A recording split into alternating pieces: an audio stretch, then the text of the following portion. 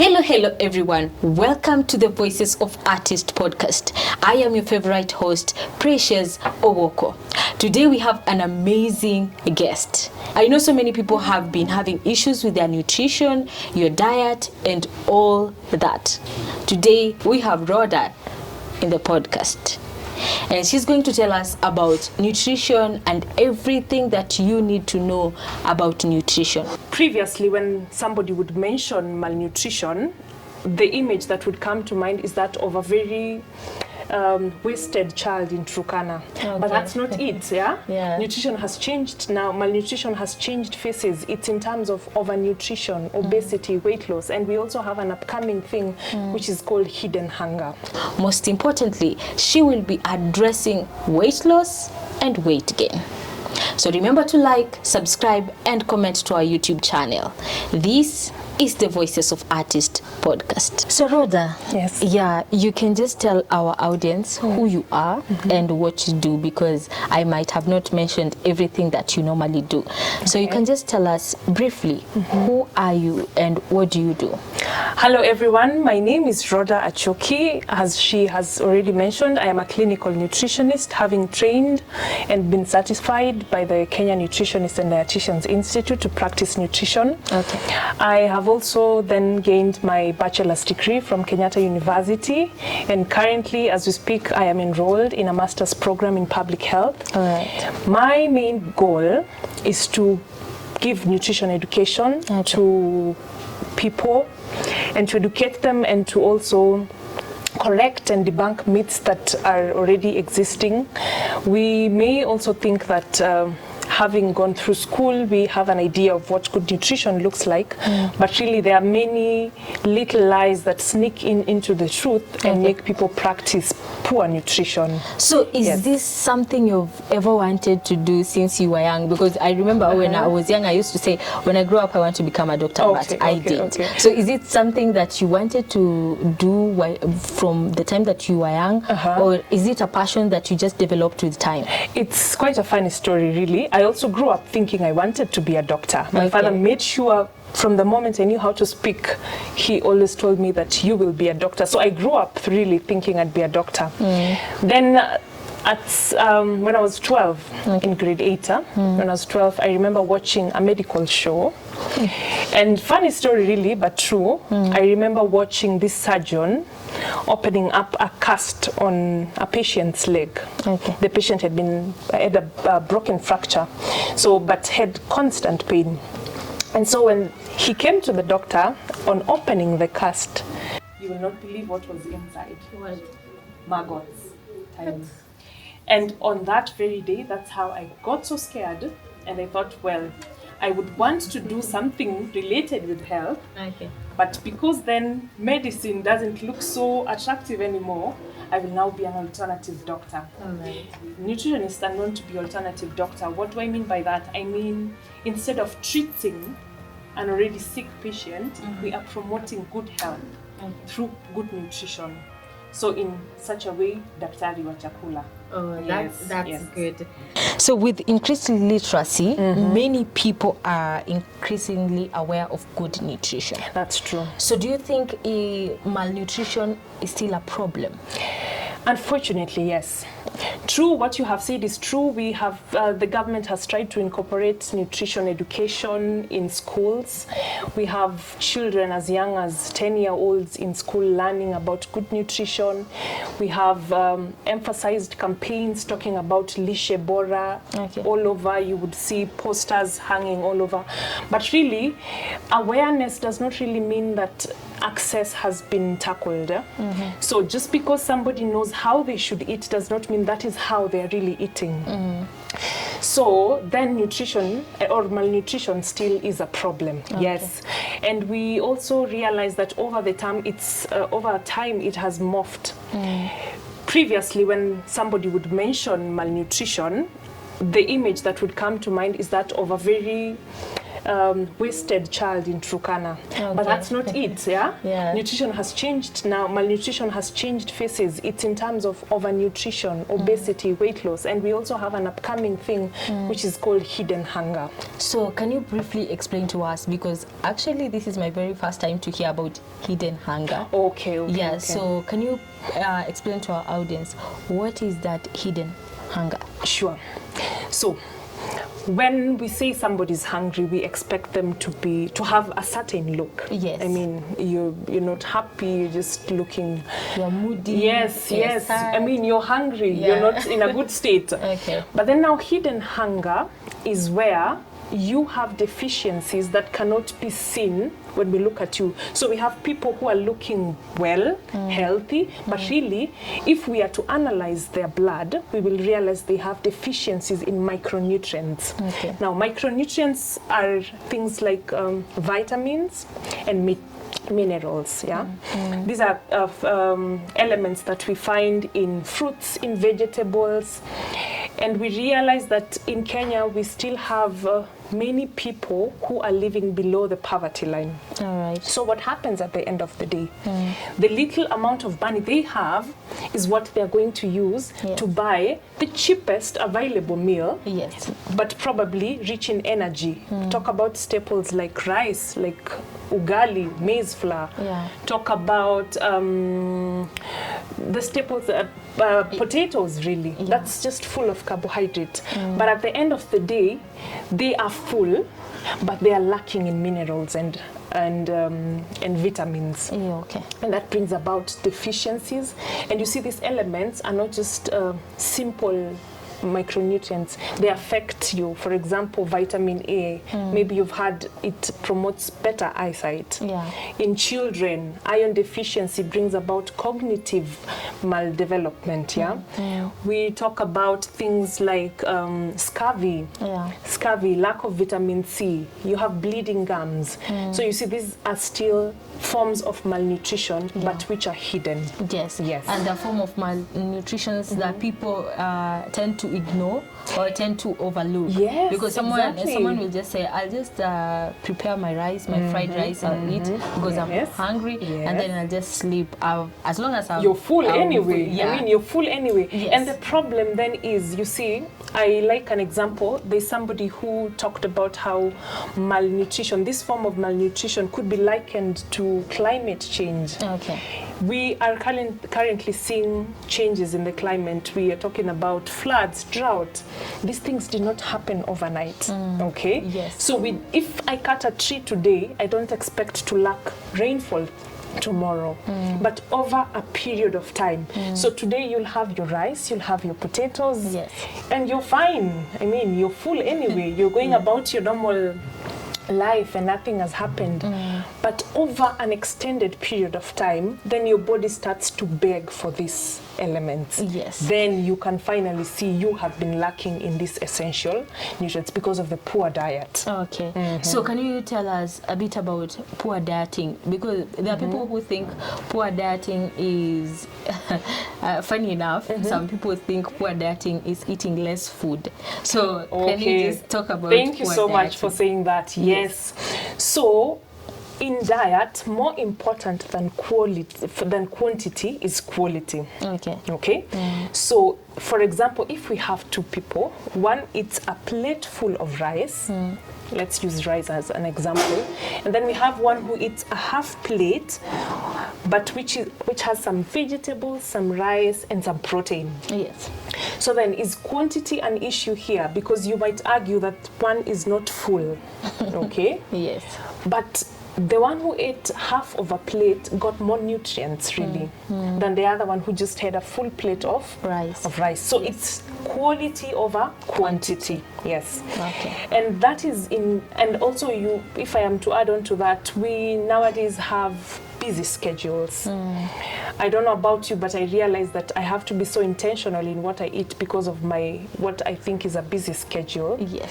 So then we rush through life and try to look for the easiest and quickest ways of making food. Yeah. And technology has made it so easy in that we have quick fixes. We have noodles that in under 5 minutes, really, Yes. it's ready. It's Someone food. just prepares noodles and fries some mayai. Yes, And they're good to yes, go. yes. And that food is ready, really, because you're saving on time. You need to do other things. Think about it. If I want a good meal in the olden days, if I am to boil, for example, sweet potatoes, that would take a long time. So in this rush and with increased modernization, we are having quick fixes. We are picking from the shelves highly processed, for example, carbohydrates that make us full for today, yes. But over time, our poor diets in that, they are lacking in nutrient variety, okay? So then they are calorie dense. That means they have a lot of calories, but very less nutrients. So that is what we mean by poor diet. Picking food that is high in calorie versus the nutrients. All right. Yes. So how is overweight or obese a problem? Because there are people who feel like obesity is not a problem. Or being overweight, maybe, or being overweight is not a problem because I've worked for it, I've put effort to be overweight. So why are you telling me being overweight is a problem? Not even that. It was funny, I saw somewhere that there's a country that actually praises people who are big and overweight. Those are the ones who are treasured in society because even in the African culture, people who were big in size were thought of being rich. Yes?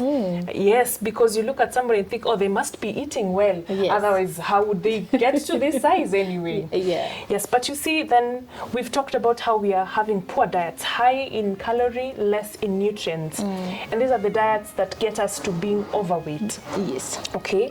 And being overweight really, maybe would not have been a problem were it not for the linked conditions, health conditions that come with it. We have several studies now that link being overweight or obese to having health conditions such as heart conditions, cardiovascular problems.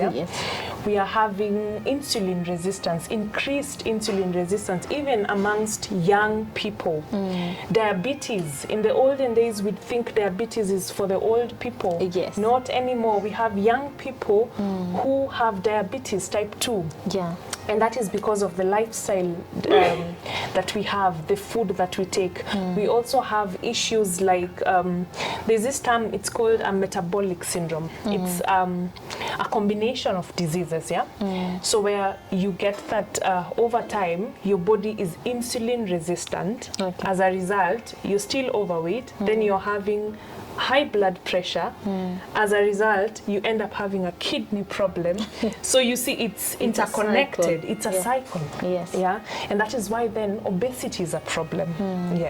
It's so sad because there are kids who are also being affected with this because their parents are so busy to prepare them a nutritious meal. A nutritious meal. Thank you for mentioning that. That is true, because then you see, again, obesity in children, sadly, once a child is exposed to a poor diet, as you say, parents are busy, really. What do? We grab cereals. Snacks. Because you don't want that child to disturb you. So or you just go you to buy the supermarket. food, You buy food, you're passing through a fast food restaurant. What do you get? Get fries.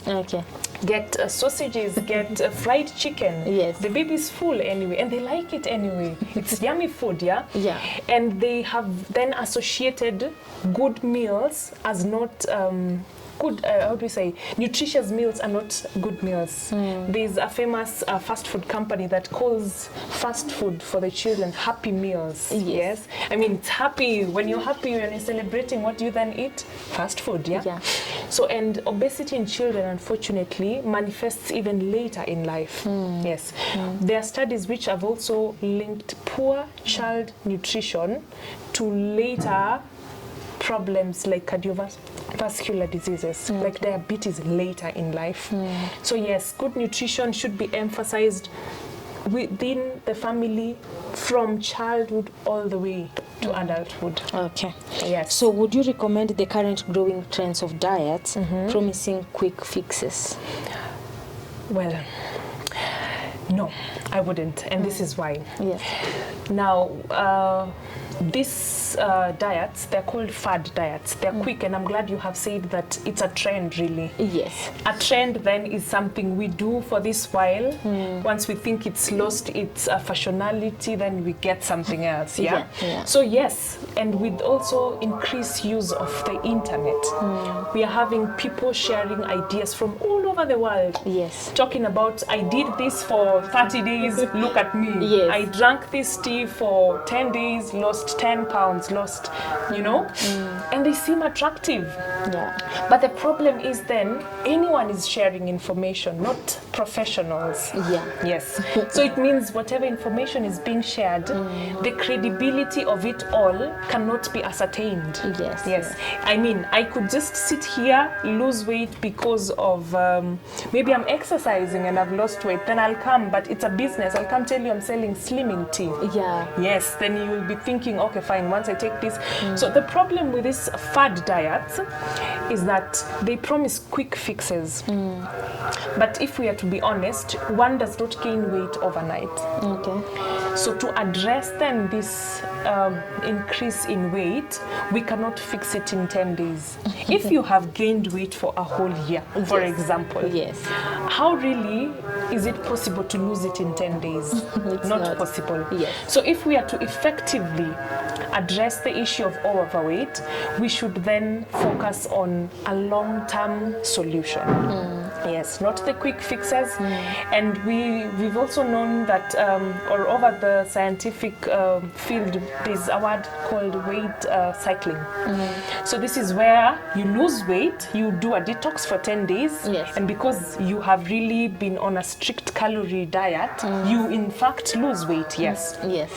And then you go about your normal life.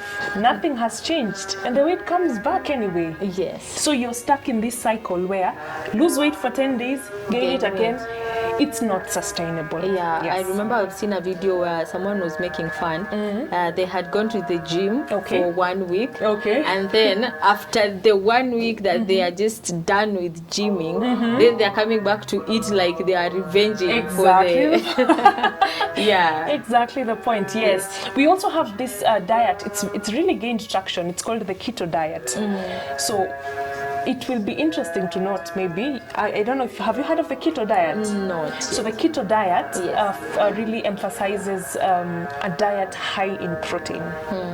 So maybe to break it down for our audience, in any balanced diet, we need 3 macronutrients, main nutrients. We need carbohydrates, we need proteins, we also need vitamins, minerals, and we also need fat. So the 3 is fat, carbohydrates, and protein. Yes. So the keto diet then asks of us to do less carbohydrates. Why? Because there's, again, it's a trend. We are being told how carbohydrates are the enemy. Why? They're the ones that are making us big, fat. Yeah? Yes. So then let's do away with them and let's then lose weight. Okay. But you see, then the problem is we need carbohydrates for our energy. The brain, for example, primarily uses glucose, and glucose, carbohydrate directly give us glucose. Okay. So the brain uses glucose to function. So then when we deny the body the carbohydrates, we have taken its primary source. So it will go to the next available thing, which is protein. Yes. Or fat, or the fat that we really want to use. But by breaking down fat, the body goes into a state called ketosis. So that state has been known to have side effects. The first is people are tired. I mean, we don't have direct energy. We're really working hard to get energy from fats. Yes. And it's not sustainable over a long period of time. All Yes. right. So how then can one effectively lose weight? Is it simply a matter of eating fewer calories? Because there are people who are really struggling with overweight. Yes. Because someone has a whole day, is spending a whole day at work, and they just think because I will not have time to get out to look for food, so I'll just order. Yes. I'll just order. Yes. And with time, they now start realizing I'm gaining weight. I'm getting overweight. I can't even walk 3 steps without feeling so tired, without getting too sweaty. So how can one effectively lose excess weight? Okay. So now that we've talked about these quick fixes, these fad diets that we have said are not sustainable, and they are not sustainable because they are only promising quick fixes, then the solution would be to get a long-term solution. Yes. A long-term solution in that you look for something that you can easily blend into your lifestyle, something manageable. Yes. And if anyone tells you can lose weight really without physical activity, there's a catch there. Yes. Yes. Why? Because first, let me take time and explain to you how the calories or the energy we consume are spent by the body. Okay. So, for example, today if you were to eat 2,000 calories of food from all through the day, you've had your breakfast, lunch, supper, and at the end of the day, what you have consumed is 2,000 calories. So this is what the body does. First, almost 60 to 70% of that energy goes into maintaining your body functions. That is breathing, that is circulating your blood, that's energy. Yes. So that's called the basal metabolic rate. Okay. That is the minimum energy that your body needs to just be alive. So the second is about 5 to 10%. That's the amount of energy your body takes to digest the food you have taken. So we need energy to digest the food. So after that we have, for example, we are talking right now, yes? I'm moving my hands. We walked up the stairs to come here, yes? Yeah. So those are called non-activity movements. Okay. We need energy for that. And the last is the physical activity. Yes. The gym. When you run, when you go to the gym, Yeah. that's what the rest of the percentage goes to. So then, if I am to lose weight today, what can I do? Already I have a basic metabolic rate. I might not do much about it, but we'll talk about it later, how we can alter it to then increase the expenditure of energy. Okay. So what I can do is I can increase my activity. I might not change my normal breathing, my walking, my lifting my arms so much, but I can increase my activity, physical activity. Yes. And with more studies now, we are realizing that it's effective to actually spend the energy. You have a meal now, in the next 30 minutes, if you have a walk, that's a very good way. So after, they're called postprandial exercises, after eating exercises, Yes. they are very good in helping you lose the glucose, because when you eat then, your glucose level goes up. The food is converted into glucose, goes up. So if you do not want the body to store that glucose, then you walk it out. Okay. You're walking, you're spending it. That's a good way of reducing, for tackling the calorie intake. Okay. Yes. Also, by exercising, you realize that your metabolism over time will go up. So you have altered your basic metabolic rate. You've increased the energy you need to survive. Yes. Okay.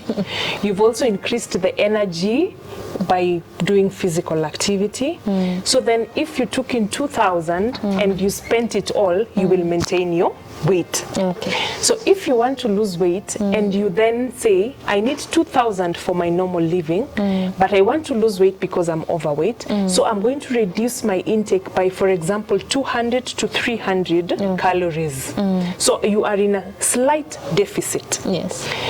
But you're still maintaining your activities. So then your body will be forced to go into your fat stores to derive the energy. Yes. And that's how you will lose weight. That is a sustainable way because a 200 to 300 calorie deficit really is not so much. Problem is when you then go to a total hunger strike.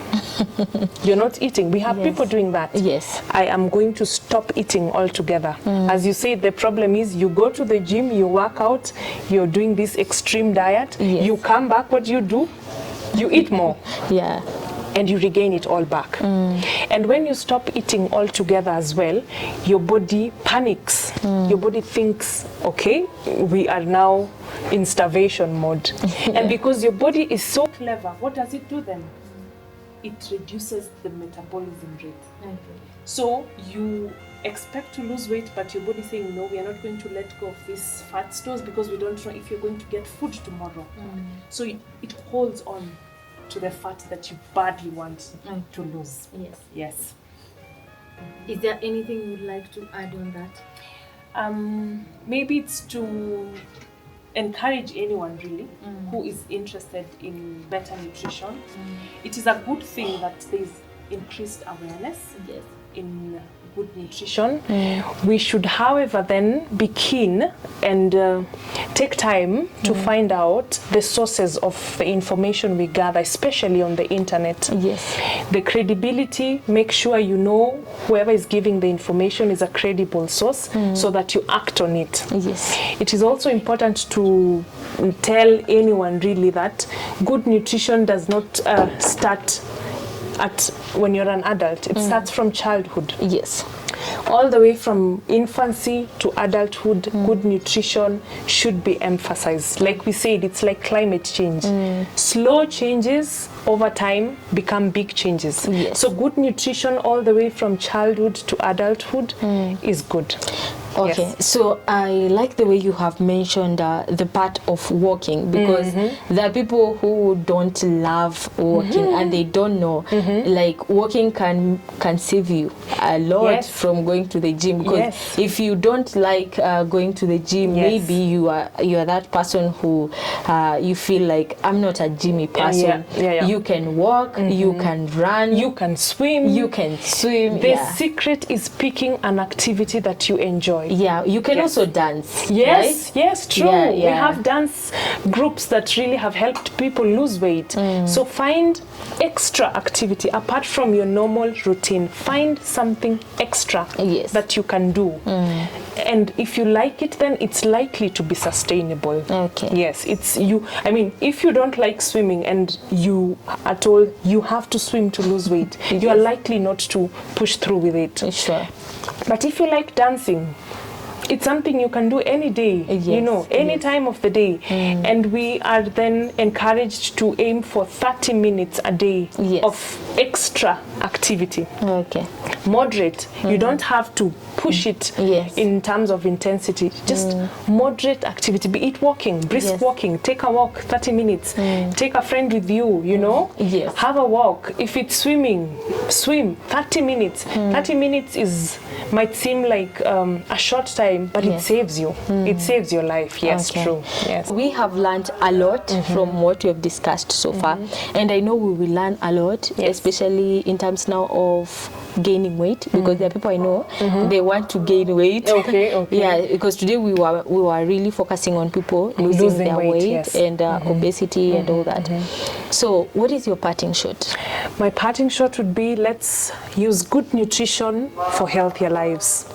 And maybe if I am to mention Precious, we will be soon having physical learning opportunities here at the Kenya National Library Nakuru branch. Yes. We will be having physical meetups where we'll get to discuss more about issues really of nutrition, all aspects of nutrition. Okay. We hope to have an interactive session where we will exchange ideas, share ideas, and gain from each other. As much as there will be teaching, there will also be learning. Yes. So we welcome everyone who is around to come in to our library and get to know more about the nutrition education classes that will be starting soon. Yes. Thank you. Upper or here Here.